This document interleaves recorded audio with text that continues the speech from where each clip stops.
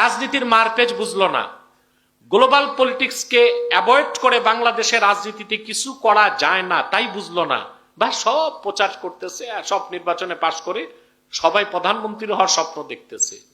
ফাঁকি দিয়া দেশটাই যায় কিনা এই তো ভয় লাগে আমার। কথা বলেন। আপনারা জানেন এই যে বেগম খালেদা জিয়াকে নিয়ে যা হচ্ছে বাংলাদেশে, ওনার অসুস্থতা, বিদেশ যাবে কি যাবে না, তারেক রহমান আসবে কি আসবে না, আমি শুরু থেকে এখানে পলিটিক্যাল কনস্পিরেসি, রাজনৈতিক ষড়যন্ত্রের আভাস পাচ্ছি, কিন্তু আপনারা তো সেদিক দৃষ্টি নাই, আপনাদের নেতাদেরও দৃষ্টি নাই। কেউ কেউ অপেক্ষায় আছে মাইনাস খালেদা মাইনাস তারেক, মাঠঘাট আমাদের, আমরাই ক্ষমতায় চলে যাব।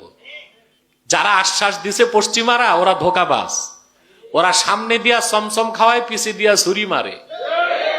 অবস্থা যে হবে মিশরের মুরসির মতো সেই খবর নাই, সব কিছু আদায় টাদাই করে